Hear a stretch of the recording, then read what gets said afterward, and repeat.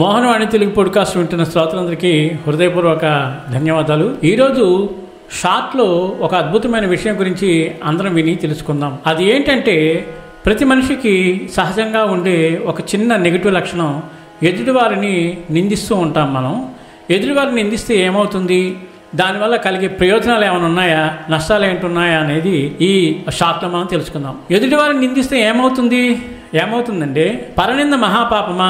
ఎదుటివారిని నిందించడం అంటే పరనింద హిందూ ధర్మశాస్త్రం, ఆధ్యాత్మిక గ్రంథాలు మరియు బహుళ సమాజ ధర్మాల ప్రకారం మహాపాపంగా పరిగణించబడుతుంది. దీని ప్రభావం గాఢంగా ఉంటుంది మన భావోద్వేగాలపై, మన పుణ్య ఫలాలపై కూడా. పరనింద వల్ల కలిగే అనర్థాలు: చిత్తశుద్ధి చెడిపోతుంది. ఎవరి లోపాలను చూస్తూ మాట్లాడితే మన మనస్సు నెగిటివ్గా మారుతుంది. మనలో దోష దృష్టి పెరుగుతుంది. పుణ్యఫలాల నష్టం: శాస్త్రాలు చెబుతున్నాయి, ఎవరిని నింద చేసినా మనకు గుణం కలగదు, బదులుగా చేసిన పుణ్యఫలాలు కూడా పోతాయంటారు. కర్మబంధం పెరుగుతుంది. పరనింద మన అహంకారానికి సంకేతం.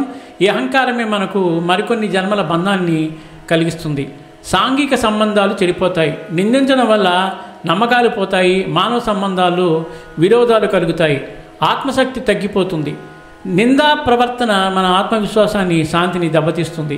ధర్మశాస్త్రం మరియు పురాణాల ప్రకారం, ఇందులో గరుడ పురాణం ప్రకారం, పరనిందా ముఖేన వచస యో నరః పతతి శతజన్మని పాప మవాప్నోతి.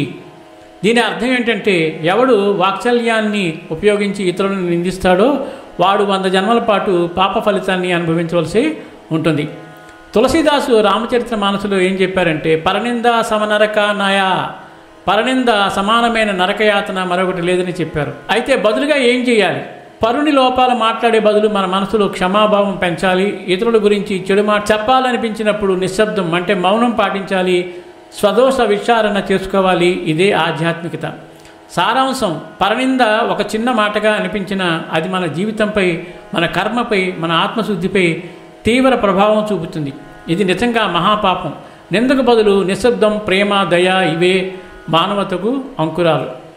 ఇంత అద్భుతమైన విషయాన్ని తెలుసుకున్నాం కాబట్టి మనలో ఉండే ఆ నెగిటివ్ యాటిట్యూడ్ అంటే పరనింద చేయడం అనేది మ్యాక్సిమం నిదానంగా ట్రై చేసి దానిని మానుకుని మంచి మనసుతో, నిర్మలమైన మనసుతో హాయిగా సంతోషంగా ఉండి ఆ భగవంతుని యొక్క కృపా కటాక్షాలు పొందాలని మనస్ఫూర్తిగా కోరుకుంటూ, సర్వేజన సుఖినో భవంతు, లోకా సమస్త సుఖినో భవంతు. ధన్యవాదాలు. స్వస్తి.